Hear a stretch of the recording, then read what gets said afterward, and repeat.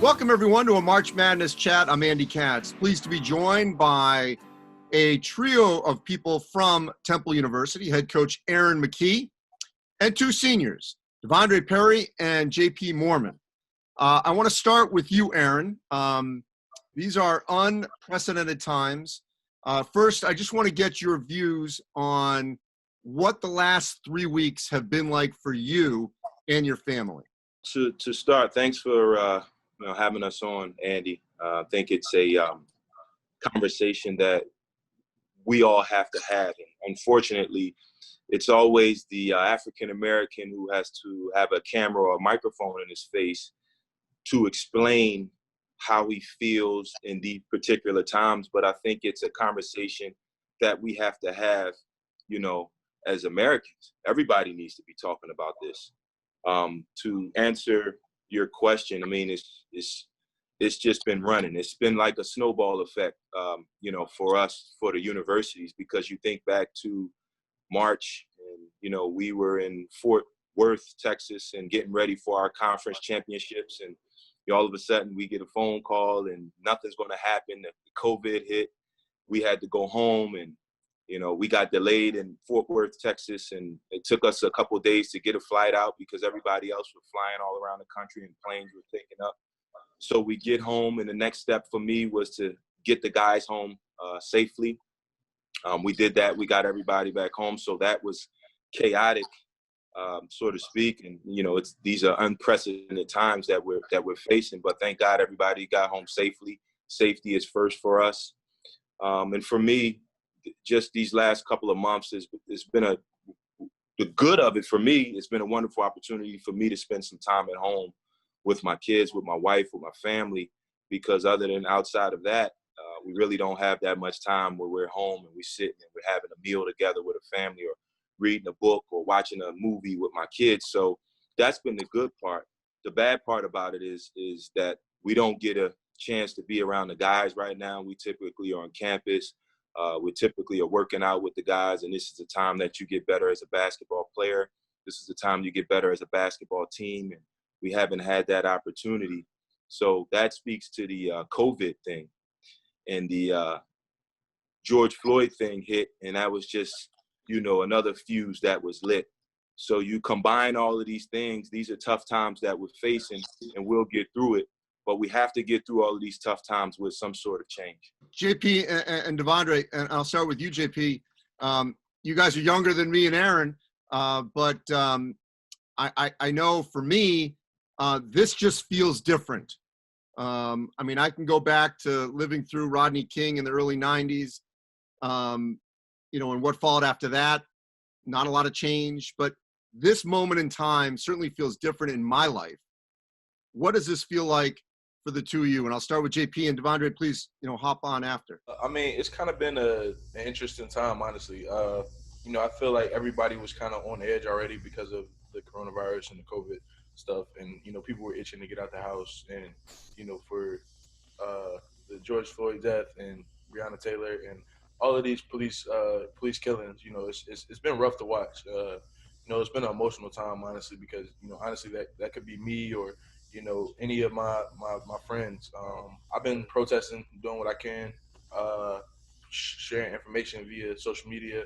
We're actually having a fundraiser for a food drive through Fill Abundance, and that's in partnership with Temple Men's Basketball. So we're doing what we can, and I feel like we could do more too. So that'll be on the coming rise. This whole situation has been fairly new.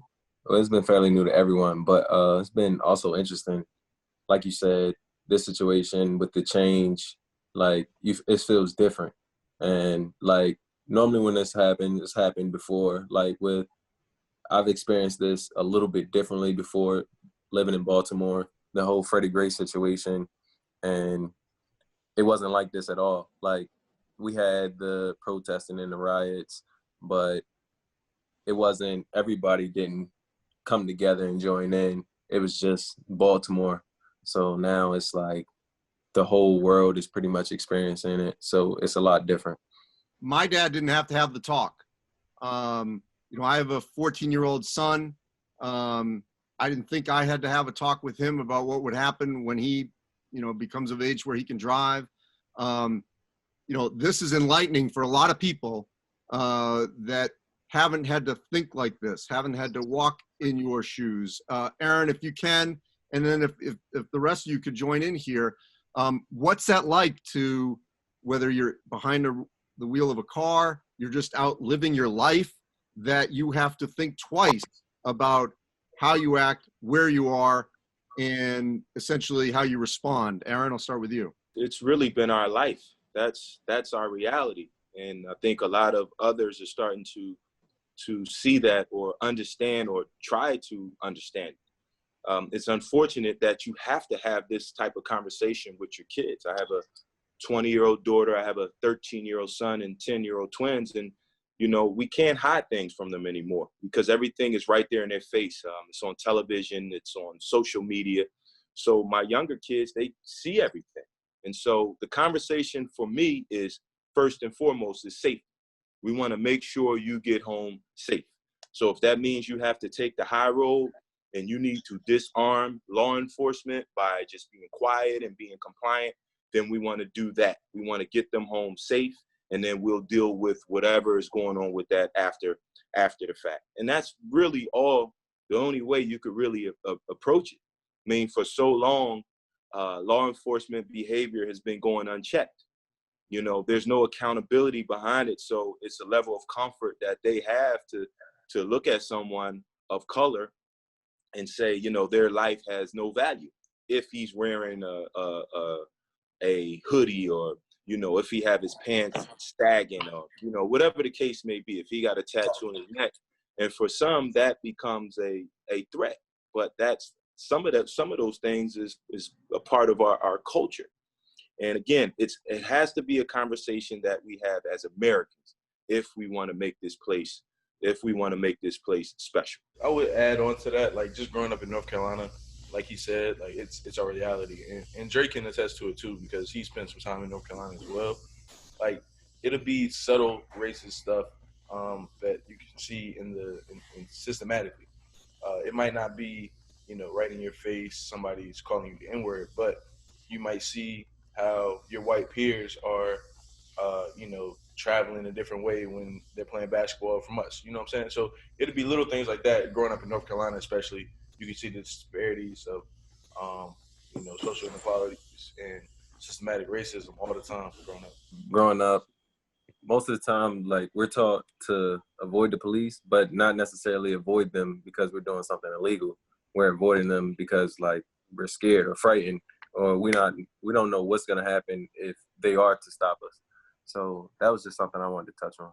What was that experience like, where, cheered one sense and then treated completely different when you don't have that NBA jersey on? I've always scratched my head as a kid and growing up to say to myself, man, when I was poor, living in North Philadelphia, we struggling as a family, no one wanted to jump in and help. There was no compassion towards,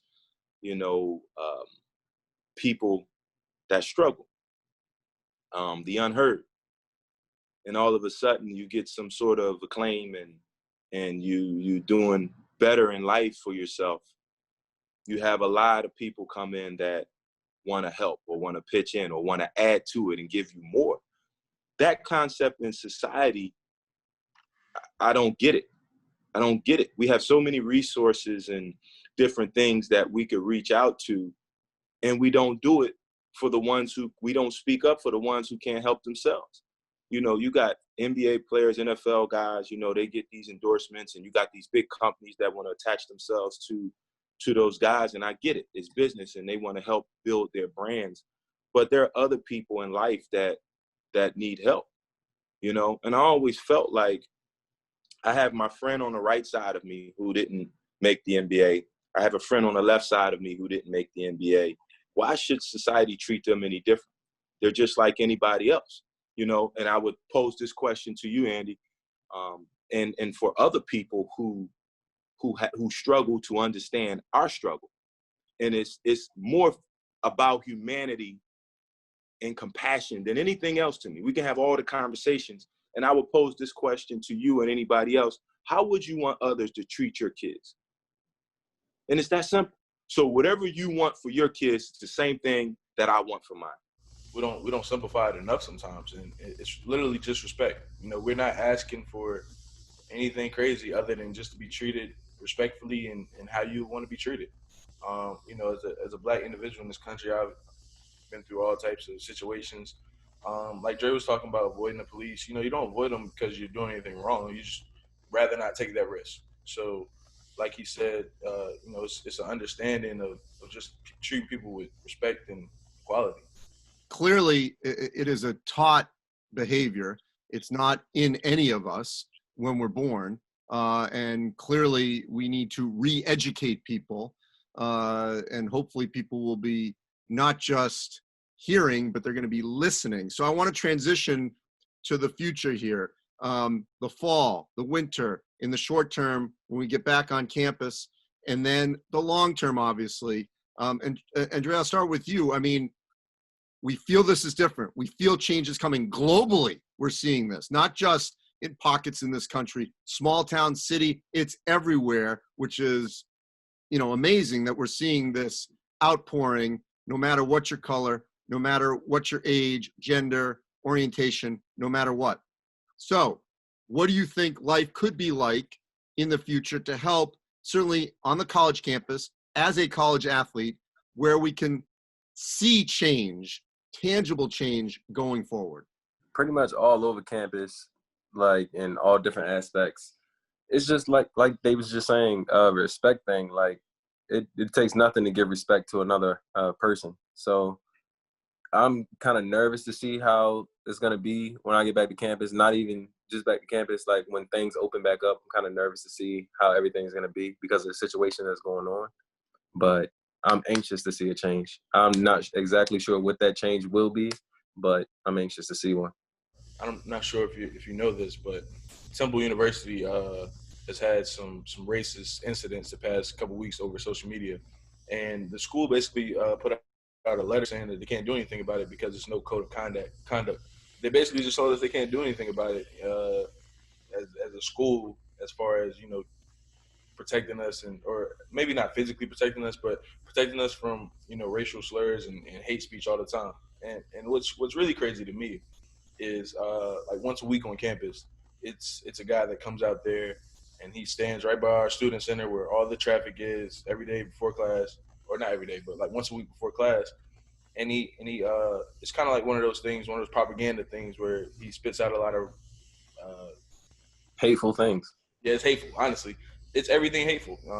People telling it's all types of different views on things, but they're all hateful pretty much.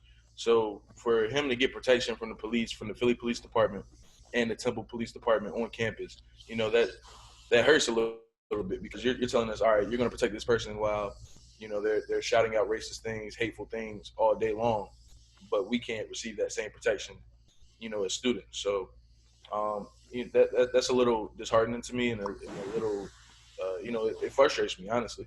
With the future, I just try to live day by day and get my arms around things day by day. I just think it's uncertain. I definitely think it's going to be some sort of change. When you have a fuse that's lit and a bomb on two sides, with the COVID being one and the racial inequality being another, and you get that powder keg going, you just don't know. And a lot of people have been affected by the COVID with, the lockdown and jobs. We got 40 million people who's filed for unemployment. So they're looking at their futures and saying, well, what does my future look like? So there's a lot of uncertainty, not just for African Americans, but for whites, for Asians, for a lot of people. So, there's a lot of panic and anxiety in our society. And I think it has to be continued dialogue moving forward. And some people got to just start using common sense, because as African Americans, we're talked out. We're tired of talking and not getting results. Like, how much talking do you want us to continue to do? History tells us, we've had people lay their lives on the line, and there are still people laying their lives on the line. And sometimes that's what it boiled down to making change. Should it be like that in our society? Absolutely not. But at some point, some people have to start listening to what we're saying.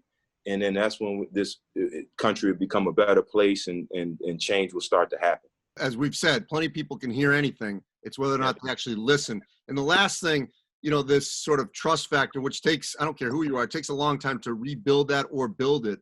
Going forward, once this season starts, and I'll start with you, Aaron, and if we just wrap this up, how does that trust somehow come back?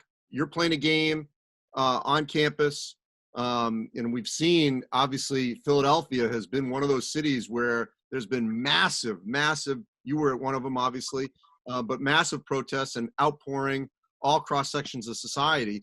But, look, there's going to be law enforcement at these games, as there always is. How do you build that or, create some sort of trust factor going forward? We just have to do what we do. I got to coach. The players have to play.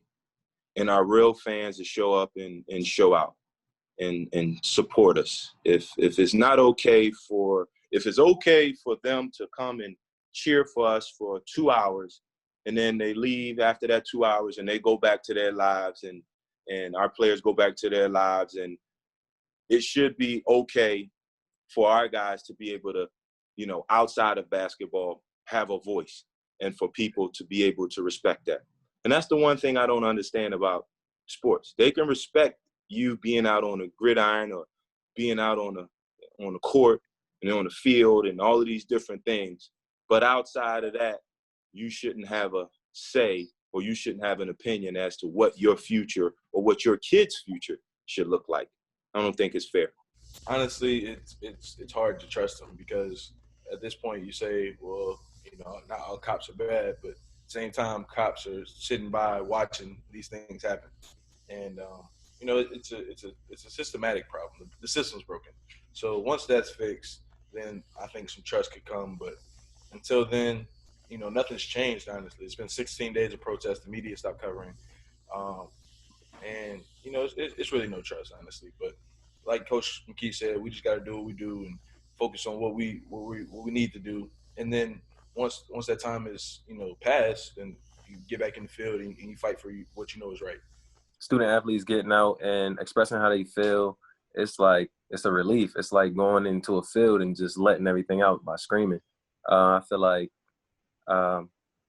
coaches having our backs, going out and protesting and stuff, that means a lot to us. That means actually more than like people would expect, because you feel like somebody's there actually listening and they respect your opinion and they're going to have your back through something. It's going to be interesting to see how this plays out.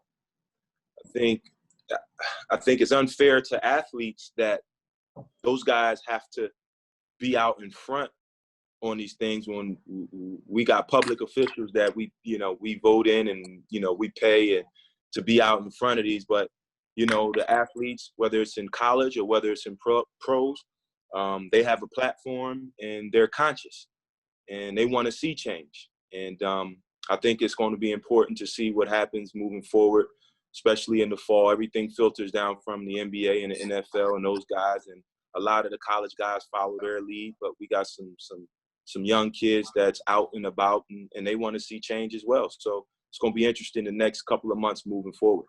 Well, hey, this has been incredible, and this is just a start to have conversations like this. I hope more people do this going forward, and I really appreciate all the time from all three of you, your entire staff, your program at Temple, Aaron McKie, J.P. Moorman, De'Vondre Perry. I wish you nothing but safety going forward, and I hope sooner than later we're talking about basketball, and just more than anything, just be safe out there, and hopefully things will be on the other side of COVID sooner than later, but we're going to continue this conversation because it's not going to change overnight, obviously. All the injustices that we've seen, not just in the weeks, the months, the years, the hundreds of years in this country. Appreciate everyone watching here at March Madness, all our social media platforms.